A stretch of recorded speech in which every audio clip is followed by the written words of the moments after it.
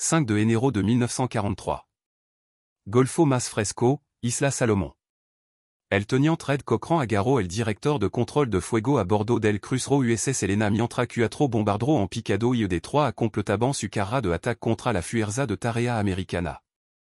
Estos val golparon al crucero neozelandais a Chiis al Jaban con la précision caractéristica japonesa. Cochran armó proyectil que contenant tecnología que reescribiría las matemáticas de la guerra aérea. Do andanada tronaron des la batería de 5 pulgadas de la popa de Elena. Uno de los aviones japonais que se Aljaban estalló en la machine certocado, desgarrado por metralla de un proyectil que explotó a 30 pieds de distancia. El piloto nunca entendió que el lo mató. Tampoco el lo hicieron su commandante. Tampoco el lo haría el alto mando japonais por el resto de la guerra.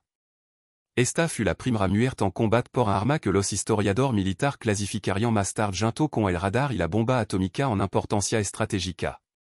La espolta de proximidad, enganosamente llamada espolta de tiempo variable OVT, se había anunciado a sí misma a la guerra del Pacífico. En los próximos 2 años y medio, esta tecnología alteraría fundamentalmente los cálculos tácticos japoneses, destrozaría su capacidad ofensiva aérea y salvaría miles de vida americana.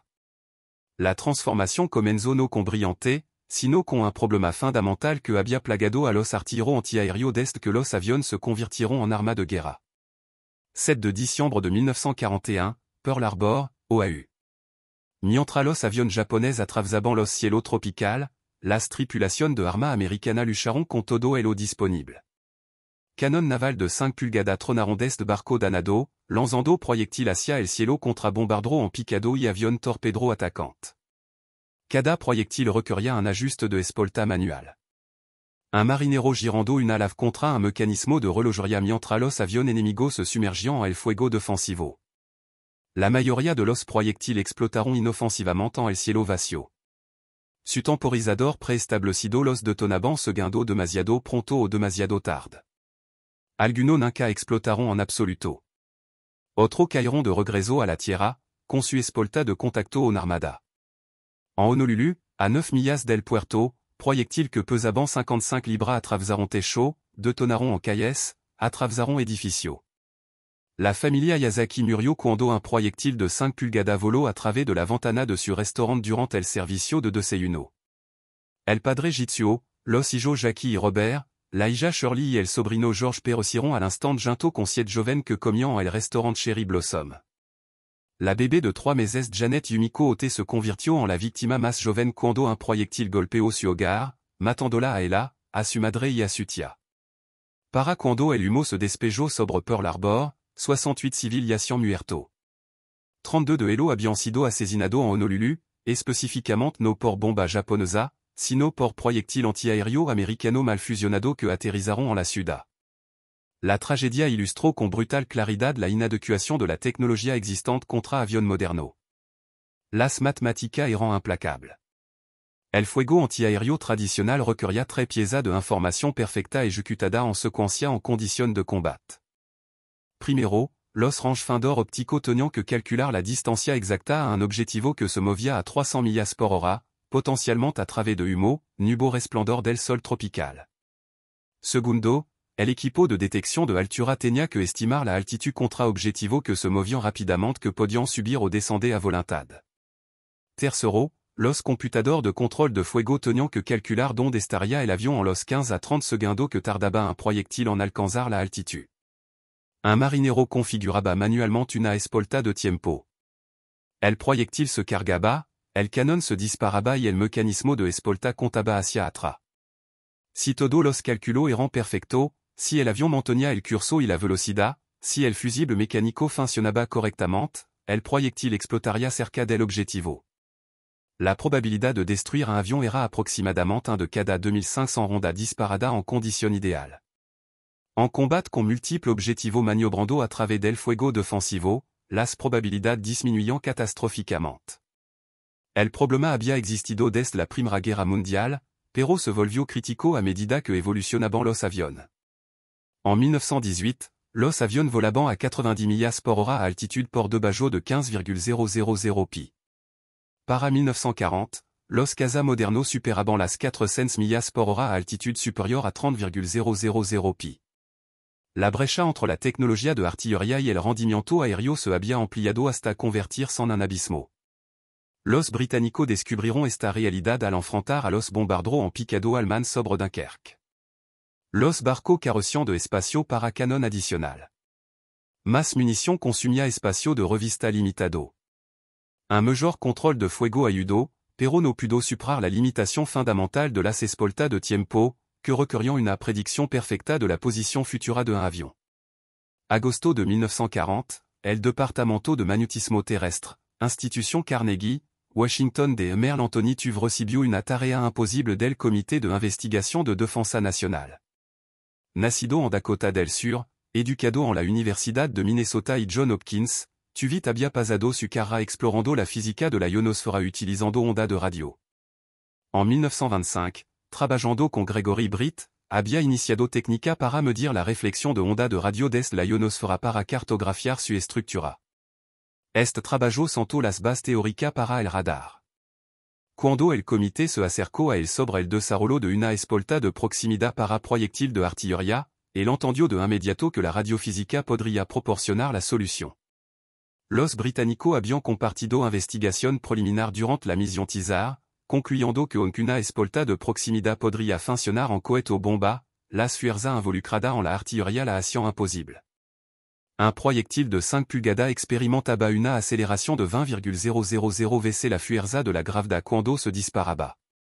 Ningún dispositivo electrónico podía sobrevivir a tales fuerza. Ciertamente no los delicado tubo de vacío que formaban los únicos componentes electrónicos disponibles en 1940. Tuvit propuso algo diferente. Un transmisor y receptor de radio en miniatura, no más grande que una botella de leche de un cuarto de gallon, instalado en la punta de un proyectil de artillería. El transmisor transmitiría continuamente. A medida que el proyectil se acercara a un objetivo, las ondas de radio se reflejarían hacia atrás. La frecuencia de la señal de reflexión cambiaría debido al efecto Doppler. Cuando el cambio de frecuencia alcanzara un nivel predeterminado que indicara proximidad al objetivo, un circuito electrónico cerraría, enviando corriente a un detonador que haría explotar la carga principal. Simple en concepto, imposible en ejecución dada la tecnología de 1940. El proyecto designado sección T del Comité de Investigación de Defensa Nacional comenzó el 24 de agosto de 1940 con Tuvit como presidente y un punado de investigador en un laboratorio en la institución Carnegie. Su primer desafío fut identificar qué componente requería una espolta de funcionamiento. Un transmisor de radio capaz de operar a frecuencia que proporcionarían un desplazamiento de Doppler utilizable. Un receptor lo suficientemente sensible como para detectar señal de reflexión de un avión a variaciento de pi de distancia. Un amplificador electrónico para amplificar la señal de reflexión recibida. Un circuito para comparar las frecuencias transmitidas y recibidas y detectar el desplazamiento de Doppler. Una fuente de alimentación que pudiera proporcionar voltage y corriente suficiente. Un detonador activado por el circuito electrónico. Mecanismo de seguridad para prevenir la detonación prematura. Todo esto tenía que caber en un espacio de aproximadamente 8 pulgadas de largo y 2 pulgadas de diámetro. Cada componente presentó problema que parecían insuperables. Los tubos de vacío, los únicos dispositivos de amplificación electrónica disponibles en 1940, eran envolturas de vidrio fragile que contenían filamento y electrodo delicado. Los tubos de radio estándar tenían 6 pulgadas de alto y pesaban varia onza. Los tubos más grandes fabricados para aplicación militar móvil podían soportar 10 gramos de aceleración. La espolta requería tubos que pudieran sobrevivir a 20,000 grammes. A 20,000 grammes, un tubo de 11 pesaría 250 libras por la fracción de segundo que tardaba el proyectil en viajar por el canon. Fuerza suficiente para convertir el acero sólido en fragmento. Octubre de 1940, los laboratorios de todo Estados Unidos recibieron solicitudes urgentes del Comité de Investigación de Defensa Nacional. La compañía Western Electric y la Corporación de Radio de América fueron solicitadas para desarrollar tubos de vacío miniaturizado endurcido para aceleración extrema. Sylvania desarrolló formulación de vidrio especializada.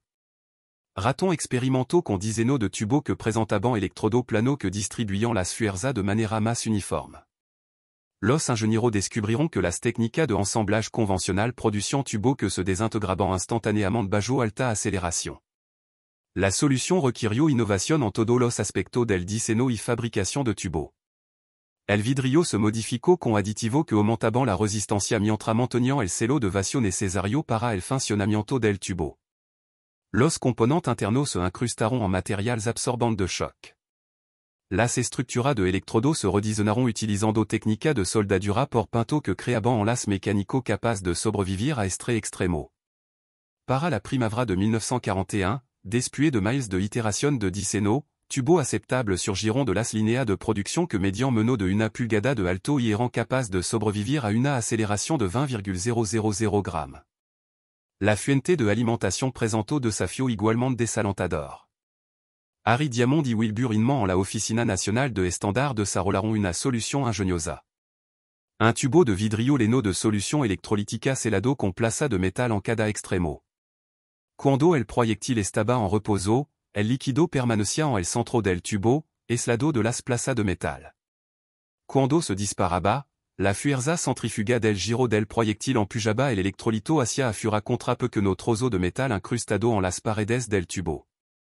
La reacción química entre el electrolito y las placas de metal generaba corriente eléctrica. La batería se activaba solo cuando el proyectil giraba, proporcionando un mecanismo de seguridad integrado que prevenía la detonación prematura. 6 de mayo de 1941. Prueba naval de Dahlgren, Virginia. Ces espoltas de prototipo construida por el equipo de la Oficina Nacional de Estándares se cargaron en bomba lanzada desde el aire y se probaron sobre el agua. Los transmisores de radio se activaron. Los receptores detectaron reflexión desde la superficie del agua. Los circuitos electrónicos activaron detonador. Las bombas explotaron a la altitud correcta. El éxito validó el concepto básico, pero las bombas experimentaron solo una poca centena de G de aceleración cuando se lanzaron desde l'avion. La artillería presentó un desafío dos orden de magnitud mayor. Para junio de 1941, la sección T había expandido a más de 100 ingenieros, físicos y especialistas en munición. Un concesionario de automóviles antérieur en Silver Spring, Maryland, se convirtió en el laboratorio principal, con seguridad tan ajustada que los vecinos especulaban sobre las actividades misteriosas detrás de cortina de oscurecimiento. La historia de portada describía la investigación de instrumentos ópticos. La realidad era un programa de desarrollo de emergencia para desarrollar un arma que los líderes militares aliados creían que podría alterar el curso de la guerra. El proceso de desarrollo reveló una cascada de desafíos de ingeniería. La antena tenía que ser lo suficientemente pequeña como para caber en la punta y lo suficientemente eficiente como para transmitir y recibir señal de radio. Los ingenieros desarrollaron una antena anular que rodeaba el cuerpo de la espolta. El circuito del transmisor tenía que generar señal de radio a frecuencia de 70 a 90 MHz. Los diseñadores de circuito crearon diseños de transmisor utilizando solo 3 tubos de vacío. El circuito del receptor tenía que detectar señal de 1 millonésima de la fuerza de la señal de transmisión.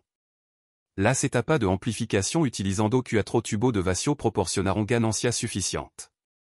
El circuito de detección de Doppler comparó las frecuencias transmitidas y recibidas. Cerró un contacto eléctrico cuando la diferencia indicaba proximidad al objetivo. Diciembre de 1941.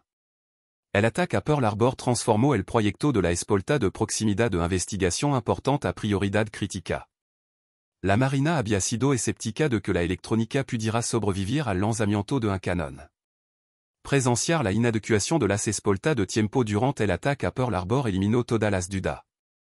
Los contratos de producción se expandieron de millions a cientos de millones de dólares. El laboratorio de física aplicada de la Universidad Johns Hopkins se fundó el 10 de marzo de 1942 para centralizar el desarrollo. 5 compañías recibieron contrato para producir en masa espolta siguiendo diseño desarrollado en APL. La corporación Crossley en Cincinnati, RCA, Eastman Kodak, General Electric y MCK Norris comprometieron fabrica entra para la producción de espolta. Más de 100 fábricas participarían finalmente, produciendo componentes para espolta que cada una contenía aproximadamente 130 partes miniaturizadas. El objetivo era producir 40,000 espolta por día a final de 1943, 70,000 por día para final de la guerra. El secreto que rodeaba el proyecto era absoluto. Los trabajadores que ensamblaban componentes nunca supieron que haría el producto final. Différentes compañías fabricaban différents subassemblages. La désignation de espolta de tiempo variable se eligió específicamente para enganar a cualquiera que pudiera entrar del proyecto. La palabra en código pesite se utilizó en las comunicación militar. Incluso después de que comenzó el uso en combat, las espolta capturada que no detonaron se asumiront que eran algún tipo de espolta de tiempo avanzada. La inteligencia japonesa y alemana nunca determinaron la verdadera naturaleza de la tecnología. 12 de agosto de 1942, Bahia de Chesapeake, Virginia. El crucero USS Cleveland réalisó la primera prueba integral de espolta de proximidad de producción contra avión no tripulado. 13 aviones no tripulado controlado por radio se lanzaron para simular un ataque aéreo.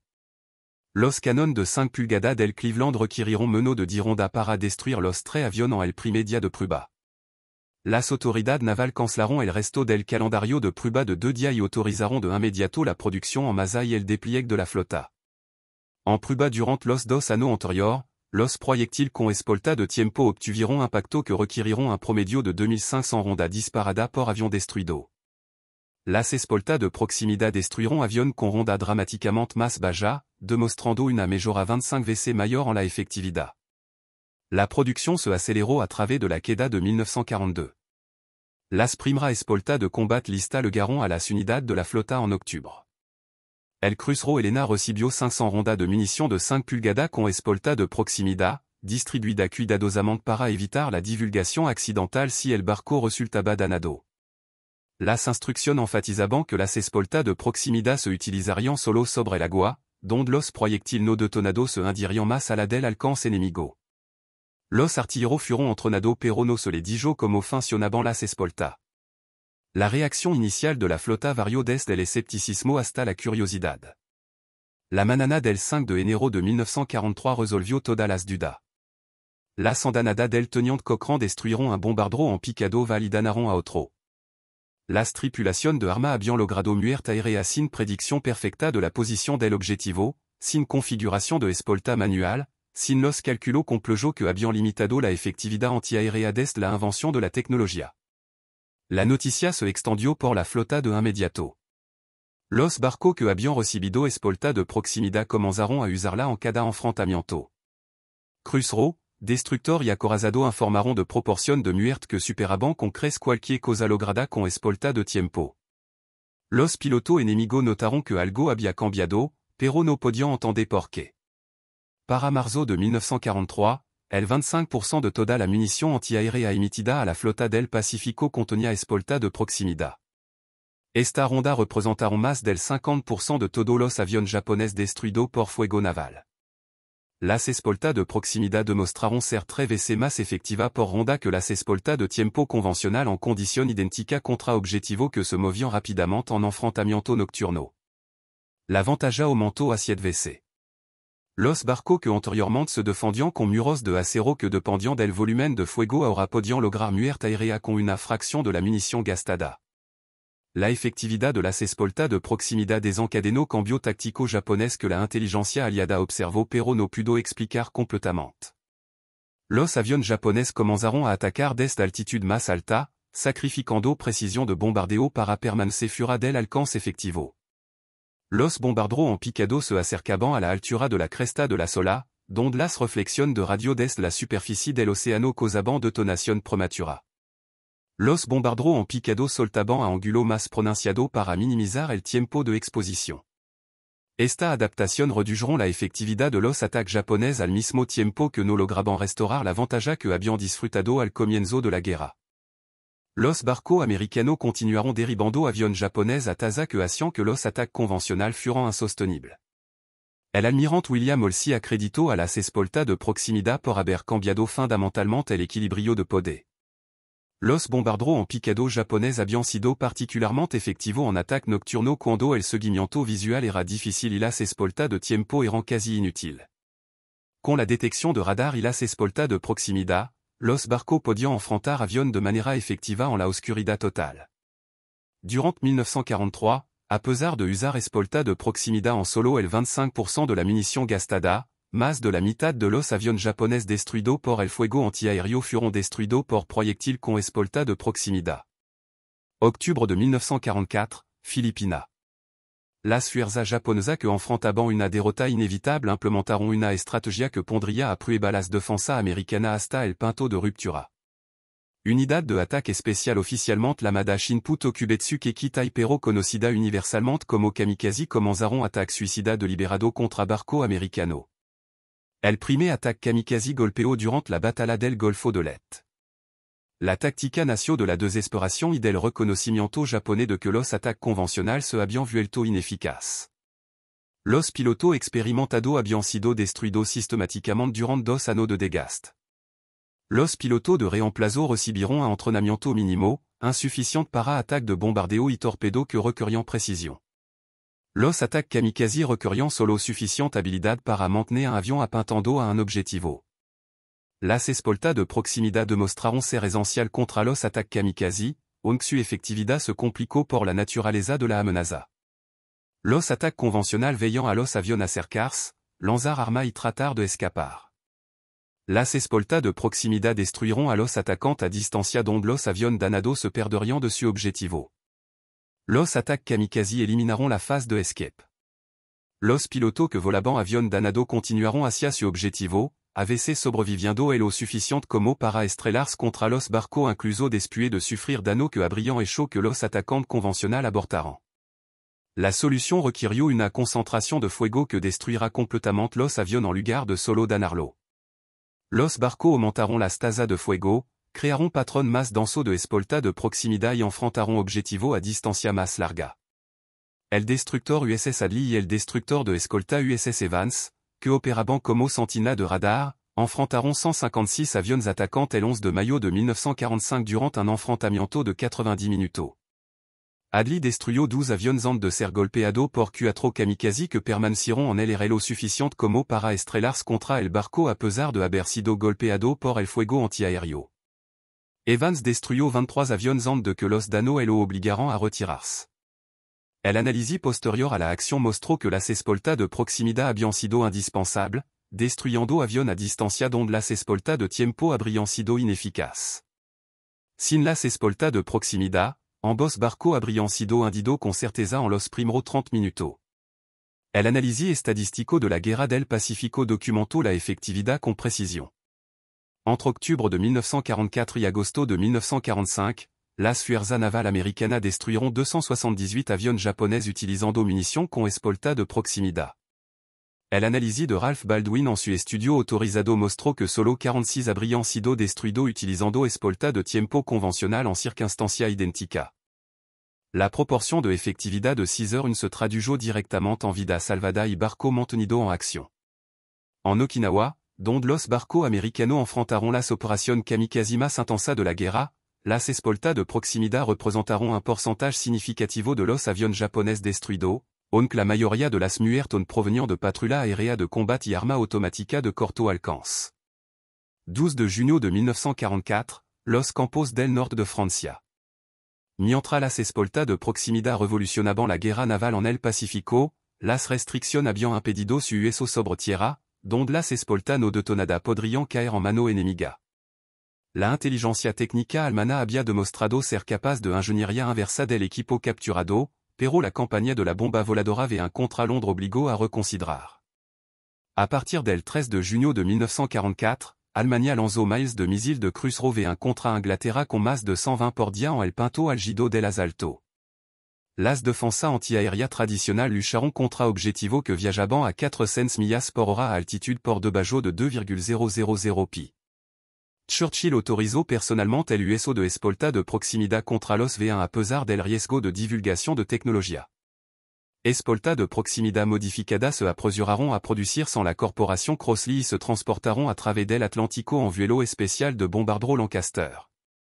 Canon antiaéreo de 7 pulgadas y americano de 90 mm comenzaron a disparar munitions con escolta de proximidad contra los V1 entrant a mediados de julio de 1944. El efecto fut inmediato y abrumador. Durant la primera semana, las tasas de muertes aumentaron de 10% a 24%.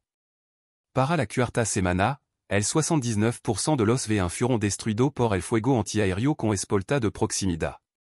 En India hacia el final de la campaña, el radar detectó 104 V1 que se acercaban a Inglaterra. Las armas antiaéreas con espolta de proximidad destruiront 68. De los 36 restantes, los aviones de combat destruiront 32. Solo 4 alcanzaron Londres. La capitale britannica fut salvada por la tecnología desarrollada en el otro lado del Atlántico. 16 de diciembre de 1944. El bosque de Ardan, Bélgica. Las fuerzas alemanas lanzaron su última ofensiva importante en el oeste, atacando a través de un terreno considerado imposible para los tanques. La batalla de la Sardona sorprendió a las fuerzas americanas en un clima que había suspendido el apoyo aéreo.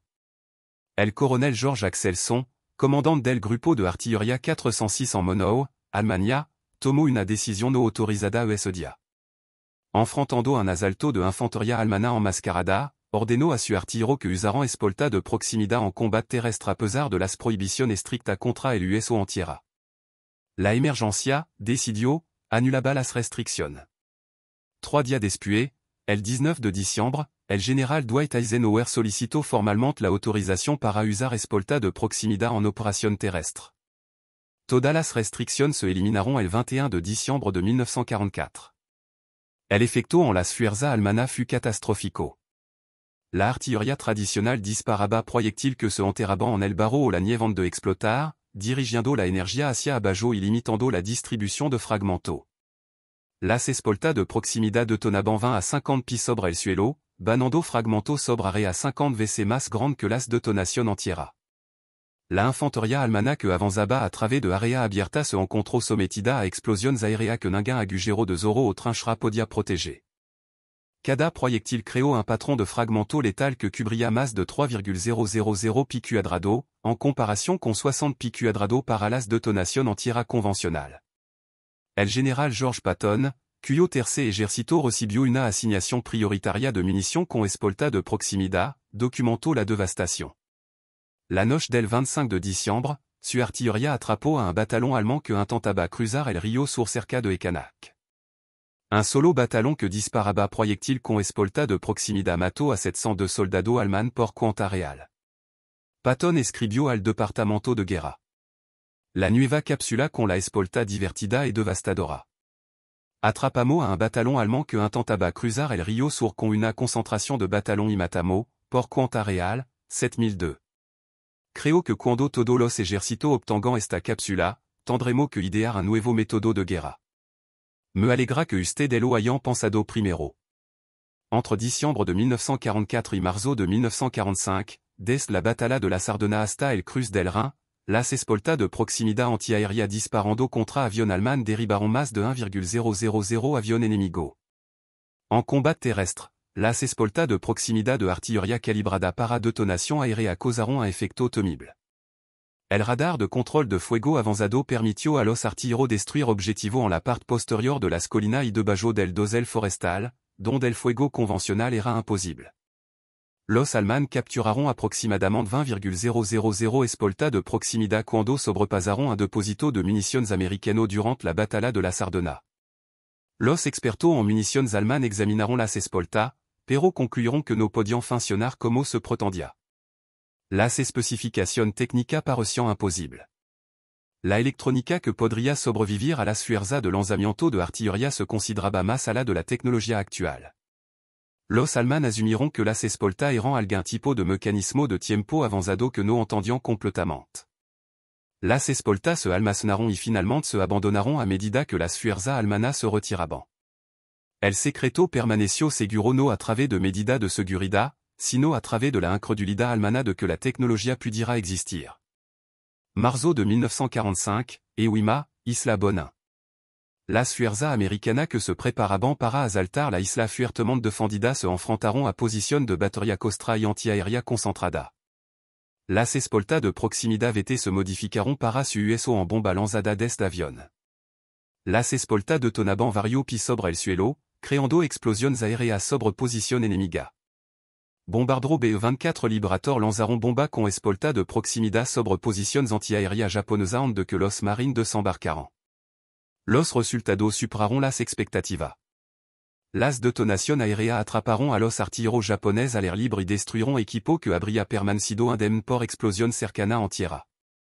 Para agosto de 1945, más de 22 millones de espolta de proximidad se habían fabricado a un costo que superaba los 1,000 millones de dollars en moneda de la década de 1940. Cada espolta contenía 130 componentes electrónico miniaturizados. La cadena de suministro involucró a 87 empresas que utilizaron 110 fabricas. La corporation Crossley, RCA, Eastman Kodak, General Electric y MCK Norris serviront como contratista de ensamblage principal, con más de 2,000 proveedors que suministraron componentes. En la production maxima, la Industria Electronica Americana fabricaba 70,000 espolta por día. El costo por espolta disminuyó de $732 en 1942 à $18 en 1945 a medida que mejoraban las técnicas de producción y se producían economía de escala. El secretario de la Marina James Forrestal declaró después de la guerra que la espolta de proximidad ayudó a abrir el camino a Japón, señalando que sin la protección que este dispositivo proporcionaba a los barcos de superficie, el avance hacia el oeste no podría haber sido rápido y el costo en vida y barco habría sido mucho mayor.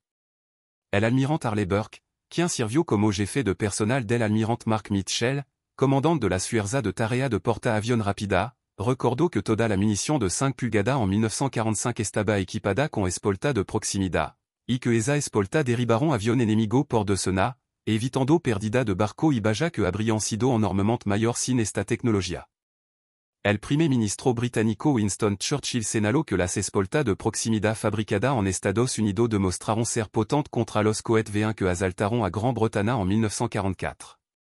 Los japonais nunca entendieron completamente por qué la efectividad antiaérea americana había aumentado dramáticamente después de principios de 1943. Los interrogatorios de posguerra de oficial militar japonés revelaron que la mayoría creía que los americanos habían desarrollado un radar de control de fuego superior o habían integrado la detección de avión con director de arma de una manera que Japón no podía igualar.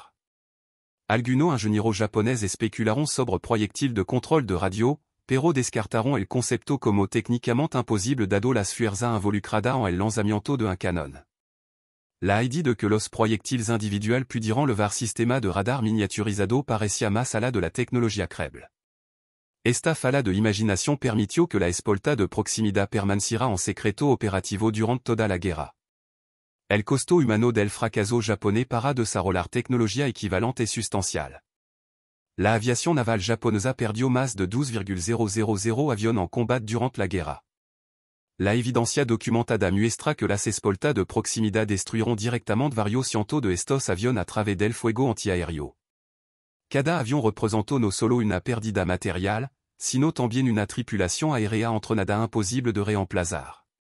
La muerte de piloto experimentado en 1943 y 1944 obligó a Japón a cometer reemplazo mal entrenado que se convirtieron en víctimas de las defensa americana a tasa insostenible. Para 1945, Japón recurrió a táctica kamikaze, en parte porque los métodos de ataque convencional habían demostrado ser ineficaces contra los barcos americanos equipados con munición con espolta de proximidad. El impacto más amplio de la tecnología de espolta de proximidad se extendió más allá de la Segunda Guerra Mundial hasta el desarrollo militar moderno. Las técnicas desarrolladas para miniaturizar la electrónica y endurecer los componentes para sobrevivir a la alta aceleración se convirtieron en fundamentaux para avance posterior. Los sistemas de guiado de misiles, la exploración espacial y la artillería moderna se beneficiaron de las innovaciones pioneras del programa de espolta de proximidad.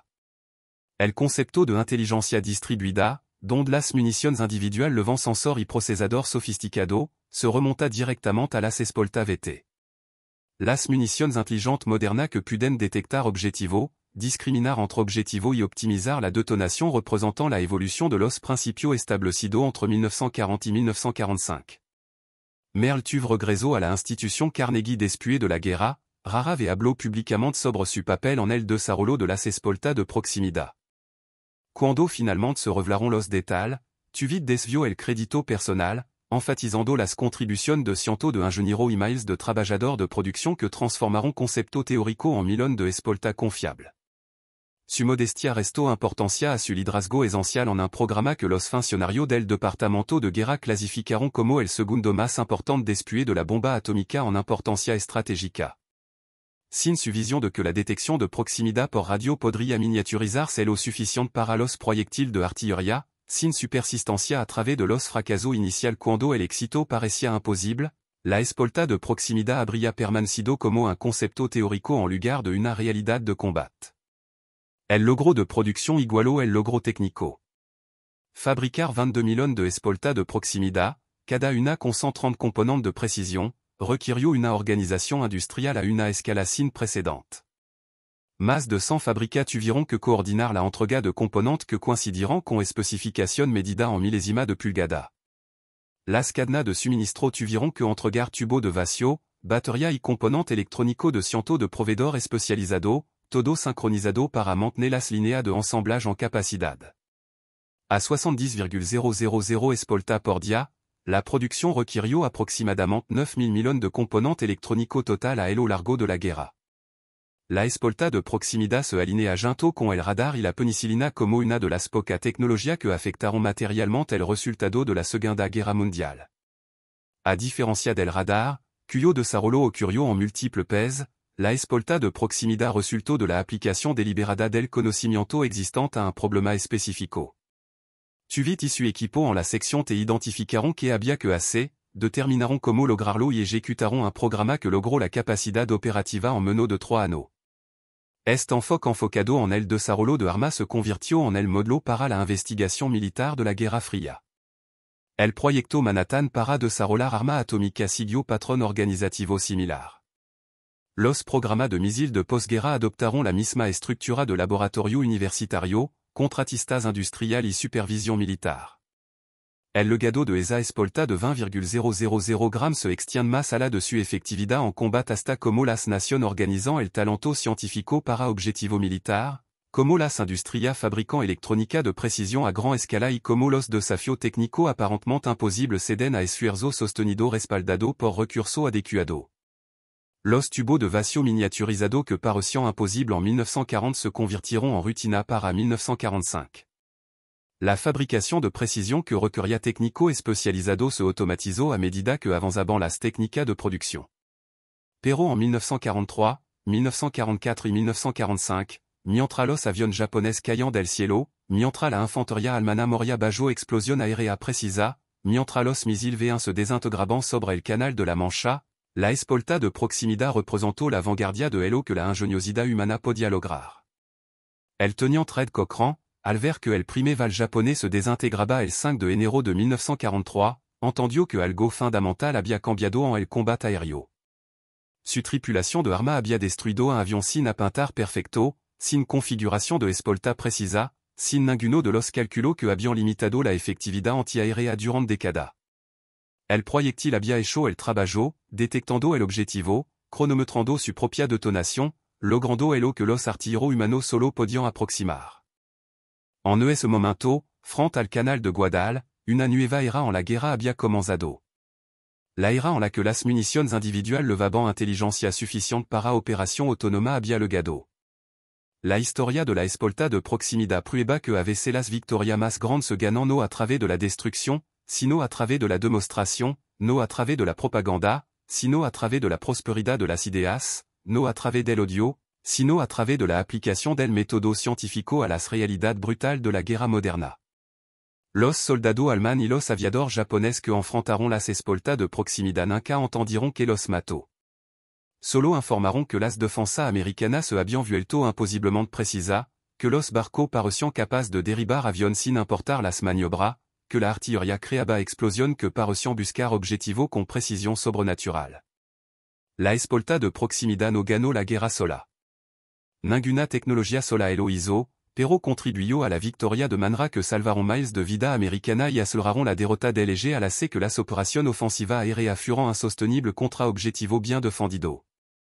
Esa espolta de 20,000 grams, cada una representando los límites tecnológicos de la ciencia de la década de 1940. Convirtieron la artillería americana en un sistema de armas que las fuerzas enemigas nunca esperaron y nunca pudieron contrarrestar eficazmente.